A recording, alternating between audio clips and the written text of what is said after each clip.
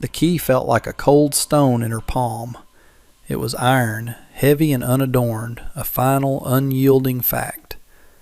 Leanne closed her fingers around it, the metal biting into her skin as Mr. Abernathy's voice droned on. A smooth current of words meant to sound like reassurance, but which only deepened the chill settling in her bones. She stood on the splintered boardwalk of Providence, a town that felt less like a destination and more like an edge from which one could fall off the world. Her journey had ended here, in the biting winter air that smelled of pine smoke and frozen earth. Behind her, the memory of her father's downcast eyes was a brand of shame. Before her, the stark, two-story structure of the general store and the silent, watching faces in its windows promised only a deeper isolation. She wore a prairie dress of coarse gray wool, a garment that felt as foreign and ill-fitting as this new life. It was a costume for a role she had not chosen. Mr. Abernathy, the man who had arranged everything with a series of letters and a pouch of gold, smiled a thin, proprietary smile. He was the town's anchor, its self-appointed patriarch, and his gaze made Leanne feel like another of his acquisitions. "He will provide for you," Abernathy said, his voice a low hum against the vast silence of the surrounding mountains. "He is a man of considerable reputation. You will be safe." Safety was not the word that came to mind. The whispers that had followed her since her arrival spoke of a different man entirely, a gunslinger named Rowan, a specter of violence who lived on the town's fringe, tolerated only for the fear he inspired in outsiders. Her father had sold her to this reputation, a human shield for a debt she could not comprehend. She looked past Abernathy's shoulder, toward the small, dark cabin nestled against the tree line a mile away. It was a smudge of charcoal against the snow-dusted pines, as solitary and foreboding as the man she was told now owned her. This was her new home. This was her cage. She felt a profound sense of surrender, a hollowing out of her spirit that left nothing but a quiet, aching void. The key in her hand was not for a home. It was for a prison. He arrived as the sun bled its last warmth from the sky, a silhouette against the bruised purple of twilight. The horse came first, a creature of midnight and muscle, its breath pluming in the frigid air like a ghost. It moved with a liquid grace that was both beautiful and terrifying, a perfect extension of the man on its back. Rowan. He dismounted without a word, his movements economical and precise. He was tall, broader than she had imagined, and the long, dark coat he wore did little to soften the sharp lines of his frame. A low-brimmed hat shadowed his face, leaving only the grim set of his jaw visible in the fading light. Leanne stood frozen by the cabin door, the iron key now a useless weight in her pocket. She had let herself in an hour ago, finding a space that was meticulously clean but devoid of any warmth or life. It was a shell, not a home, containing only a cot, a table, a chair, and a cold hearth. He did not look at her. His attention was entirely on the magnificent black horse, his hands moving over the animal's flank and neck in a slow, checking motion that spoke of long intimacy. He spoke to the horse, his voice a low murmur, too soft for her to decipher the words but not the tone. It was a sound so gentle, so incongruous with the violent reputation that preceded him, that it sent a tremor of confusion through her fear. When he finally turned toward her, the shadows had deepened, and his face was an unreadable mask. He simply gestured toward the open cabin door with his chin, a silent command. Leanne flinched, her heart a frantic bird against her ribs, and scurried inside. He followed, bringing the sharp scent of cold leather and the outdoors with him. The silence he carried was heavier than any shout, a palpable presence that filled the small room and pressed down on her until she felt she could not draw a full breath. He lit a single lantern, and in its flickering, anemic glow she saw his eyes for the first time. They were not cruel or cold, but weary, filled with a profound and guarded exhaustion that was far more unsettling than the anger she had braced herself for. The days that followed were carved from silence. He was a creature of routine, rising in the pre-dawn darkness and disappearing with his horse, Shadow, into the vast, white wilderness. He would return long after dusk, stamping the snow from his boots on the porch before entering the cabin.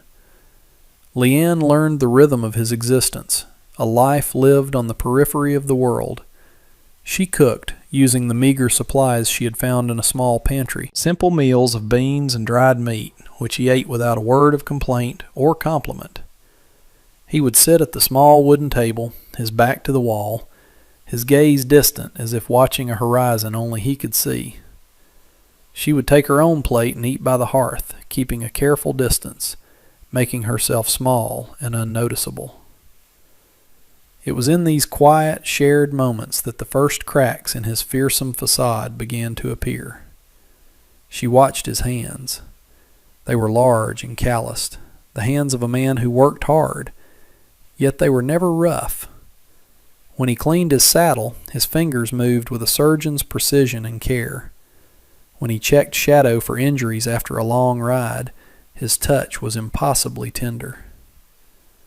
One evening he brought in a small bird with a broken wing, cradling it in his palm as if it were the most precious thing in the world. He spent nearly an hour crafting a tiny splint from a twig and a strip of cloth, his brow furrowed in concentration. Leanne watched from her corner, her fear warring with a burgeoning, dangerous curiosity. This was not the act of a cold-blooded killer. This was the act of a man who understood fragility, who knew what it was to be broken. The town remained a distant, hostile entity. She had to walk there once for flour and salt, and the experience was a fresh humiliation. The townsfolk stared, their faces a mixture of pity and contempt. They saw her as the gunslinger's property, a foreign curiosity tethered to a monster. They gave her a wide berth, their whispers following her like wasps. Mr. Abernathy was the only one who approached, his smile as cloying and false as ever. He placed a hand on her arm, a gesture of supposed kindness that felt like a claim. "I trust he is behaving," he'd said, his eyes glinting. The man they described, the man Abernathy seemed so keen to remind her of, felt increasingly like a ghost, a fiction that had little to do with the silent, gentle man who mended a bird's wing in the lantern light.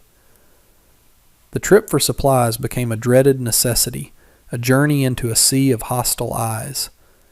On her second visit to Providence, the winter had deepened its hold, the cold so sharp it felt like breathing powdered glass. The general store was suffocatingly warm, smelling of damp wool and chewing tobacco. As Leanne gathered her few items, a bag of oats for Shadow, more beans, a small tin of tea that felt like an impossible luxury, she could feel the weight of every gaze. The store owner's wife, a woman with a face like a sour apple, counted her coins with deliberate slowness, as if touching them might transmit some contagion. Leanne kept her own eyes downcast, focusing on the rough-hewn floorboards, trying to make herself invisible. But Abernathy would not allow it. He appeared at her side as she was leaving, his presence as unwelcome as the biting wind outside. "My dear girl," he began, his voice oozing a paternalistic concern that made her skin crawl. "It is good to see you. I worry, you know. Up there, all alone, with him." He guided her toward a corner of the porch, away from the prying ears inside, but still very much on public display. "You must be careful. Rowan's moods are unpredictable. A fierce temper, you understand. He keeps to himself for a reason." He leaned in closer, his voice dropping to a conspiratorial whisper. "This arrangement, it was for your protection as much as anything. Your father understood. A man like that needs a calming influence, a gentle hand, but you must never provoke him." The words were a careful poison, designed to reinforce her fear, to remind her of her powerlessness. He was painting Rowan as a beast that she was tasked with taming, a dangerous animal that could turn on her at any moment. He was solidifying the bars of her cage, reminding her that he, Abernathy, held the master key. She simply nodded, her throat too tight to form words. The discrepancy between Abernathy's warnings and her own quiet observations was a chasm of confusion. She thought of Rowan's hands on the bird's wing, the soft way he spoke to his horse. It didn't align, yet the entire town believed this fiction. Abernathy's words were the official narrative, and she was just a silent, foreign woman. Who would ever believe her over him? She clutched her small bag of supplies and walked back toward the cabin, the man's words echoing in her mind. Was she a fool, mistaking quietness for gentleness? Was she living with a monster who was simply biding his time? The snow began falling that evening, soft and silent at first, then thickening into a blinding, swirling curtain of white. The world outside the cabin dissolved. The wind howled, a mournful, hungry sound that rattled the single windowpane and seeped through the cracks in the logs. The storm was a physical force, pressing in on them, trapping them together in the small, lantern-lit space. For 2 days they were prisoners of the weather. The silence, once a neutral space, became charged with a suffocating tension. On the second night, a new sound joined the wind's cry, a pained, distressed noise from the small lean-to that served as a stable for Shadow. Rowan was on his feet in an instant, his face etched with a sharp, sudden anxiety that stripped away his usual stoicism. He grabbed the lantern and plunged out into the blizzard. Leanne hesitated for only a moment before pulling on her thin coat and following him. The wind tore at her, but she pushed through the deep snow, drawn by the frantic sounds. She found him in the lean-to, kneeling beside his horse. Shadow was down on his side, his powerful body trembling, his breathing ragged and shallow. Colic, she realized with a sickening lurch. She had seen it in the village animals back home. It was swift and often fatal. All of Rowan's carefully constructed defenses crumbled in that moment. The fearsome gunslinger was gone, replaced by a man terrified of losing the one thing he loved. "He won't get up," Rowan said, his voice raw with a desperation that twisted her heart.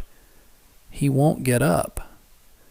He was rubbing the horse's neck, murmuring to him, his words a stream of helpless comfort. Without thinking, Leanne moved to the horse's other side. "We need to warm him and walk him if we can get him on his feet," she said, her voice surprisingly steady. She remembered her grandfather mixing a remedy of herbs and warm water.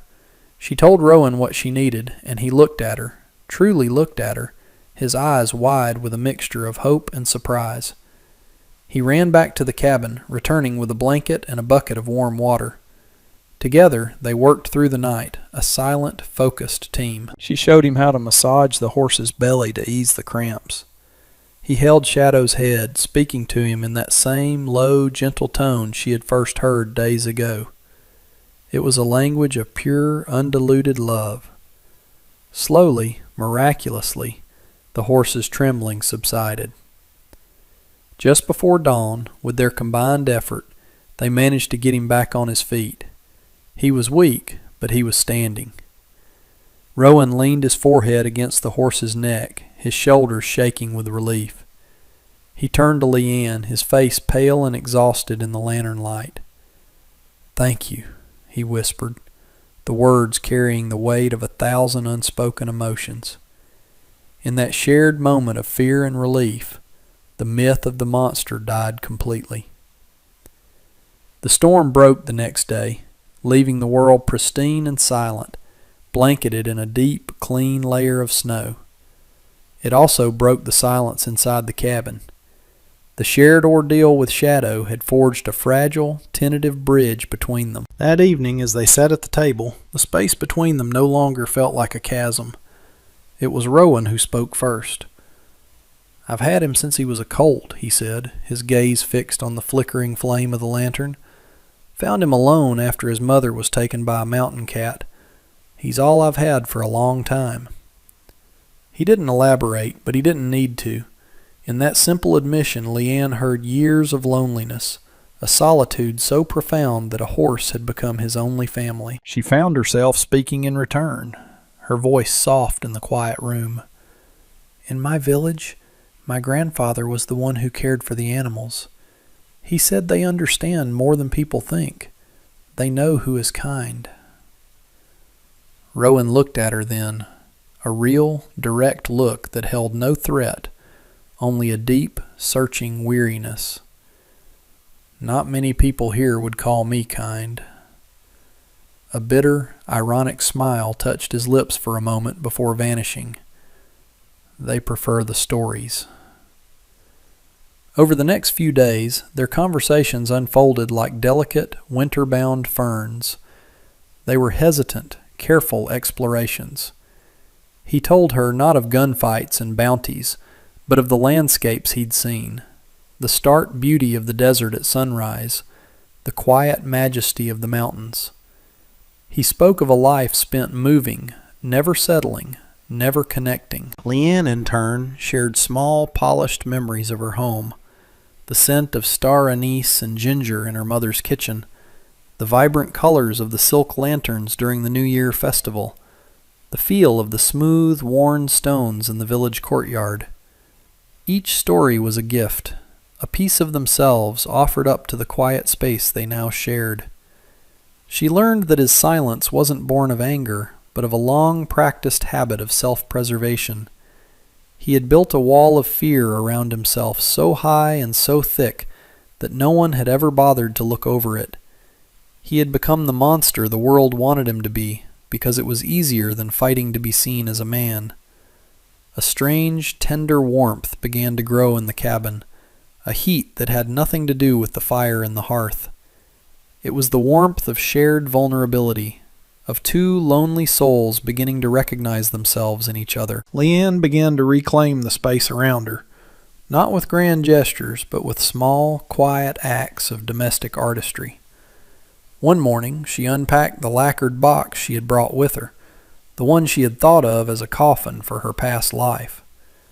From it, she took a small silk cloth embroidered with pale blue blossoms and a single, elegant crane. It was the last piece of her mother's handiwork she owned.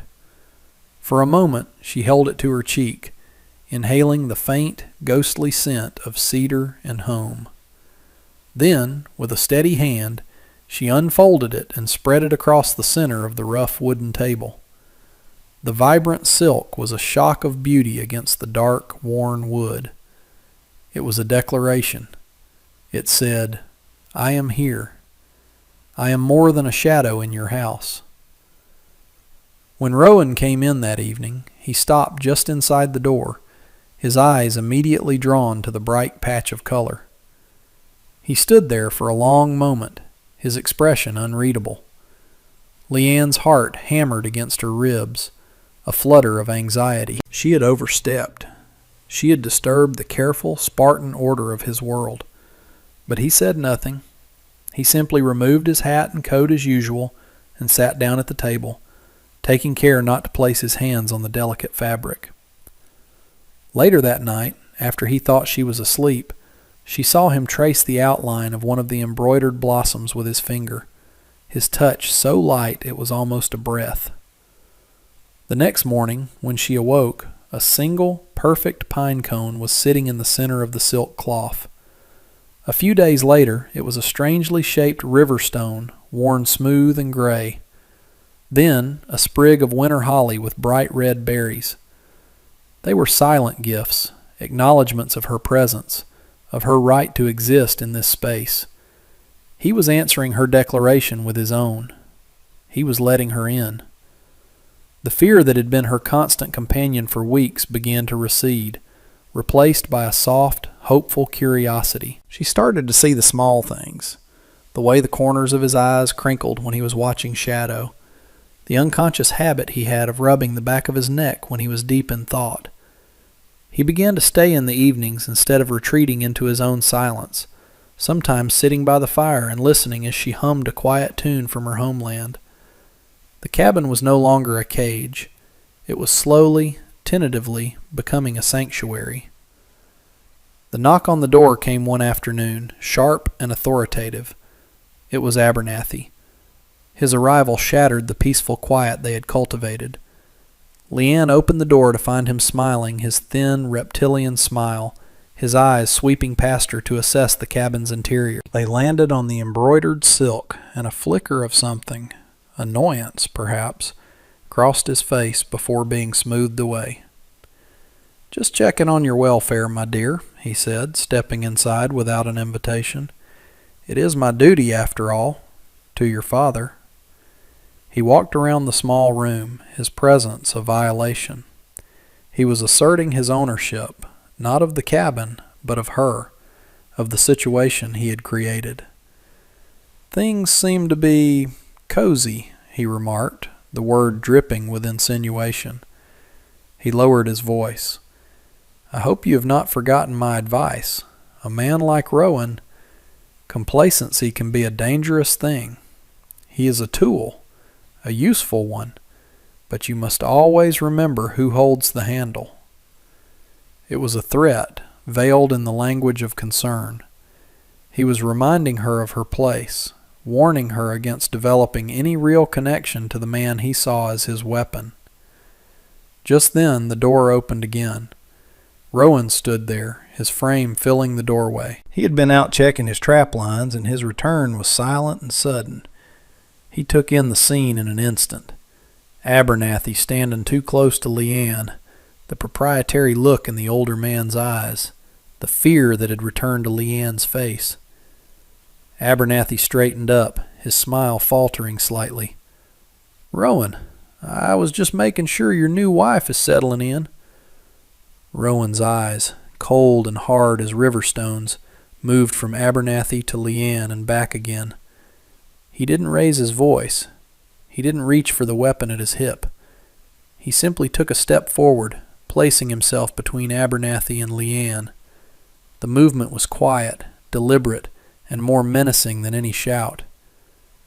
"She is not your concern anymore," Rowan said, his voice a low, flat rumble that vibrated with barely contained force. "Leave." Abernathy's face paled. He had built his power on the fear of Rowan's explosive temper, but this controlled, icy calm was something else entirely. It was real authority. He saw that he had lost control of his tool. Without another word, he turned and practically fled from the cabin. The door clicked shut behind him, leaving a profound, ringing silence in his wake. After Abernathy was gone, the tension in the room remained, thick and heavy. Leanne stood by the table, her hands clenched, her body still trembling from the confrontation. Rowan didn't move for a long moment. He stood with his back to her, his shoulders rigid, staring at the closed door as if he could still see the man's ghost. Finally, he let out a long, slow breath and turned to face her. The hardness was gone from his eyes, replaced by that familiar, deep-seated weariness and something else. Shame. "He told you stories," Rowan said. It wasn't a question. "He told you I was dangerous, that you had to be careful." Leanne could only nod, her throat tight. He walked over to the hearth and stared down into the low burning embers, the firelight casting flickering shadows across his face. "Abernathy runs this town on debt and fear," he began, his voice low and gravelly. "My reputation, it's useful to him. He cultivates it. People pay their debts to him because they're afraid he'll send me to collect. They stay in line because they think I'm his monster." He finally looked at her, his gaze direct and filled with a raw, painful honesty. "Your father owed him a great deal of money, more than he could ever repay. This marriage, it wasn't for your protection. It was a transaction. Abernathy was getting rid of a debt, and at the same time isolating you. He didn't want anyone getting close to me, figuring out the truth. He put you here because he thought you were a quiet, frightened girl who would never challenge anything, and I was a man everyone was too scared to talk to. A perfect prison. 2 prisoners, keeping each other locked away." The truth of it settled over Leanne, cold and heavy. It wasn't just her father's shame. It was a calculated cruelty orchestrated by Abernathy. She had been a pawn, moved across a board to protect a king she didn't even know. "I never asked for the reputation," Rowan continued, his voice barely a whisper.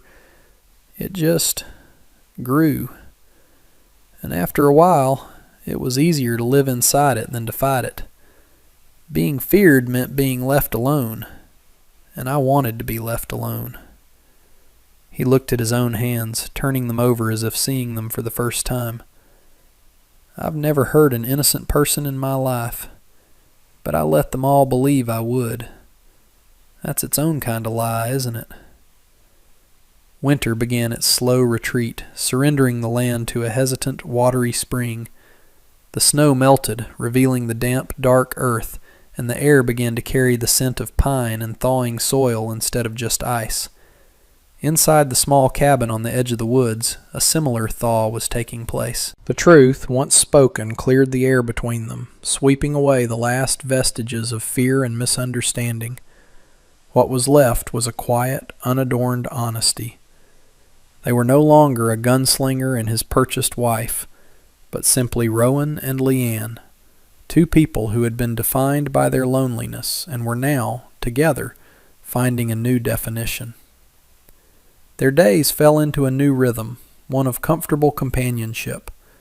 He still rode out with Shadow, but he no longer disappeared for the entire day.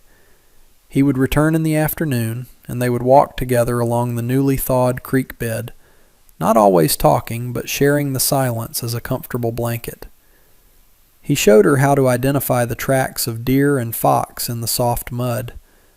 She, in turn, taught him the names of the constellations her grandmother had taught her, pointing them out in the vast, clear night sky. Their home was no longer a sparse shell. Leanne had planted a small pot of herbs on the windowsill, and their green, hopeful shoots reached for the light. Rowan had built a sturdy new shelf for their supplies, his movements sure and practiced. The acts were small, but they were the foundations of a shared life. One evening, as they sat by the fire, he reached over and took her hand. His touch was warm and steady, his calloused fingers lacing gently with hers.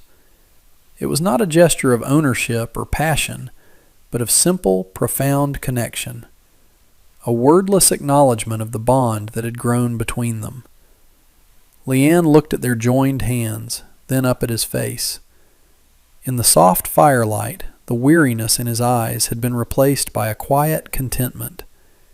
He was no longer hiding behind a fearsome reputation, and she was no longer shrinking under the weight of shame. They were still outsiders, the strange couple on the edge of town, but it no longer felt like a punishment. It was a world of their own making, a sanctuary built not of wood and stone, but of mutual trust and earned tenderness. As the first true light of spring streamed through the window the next morning, they stood together on the porch, watching the sun rise over the mountains. He was right beside her, a solid, comforting presence.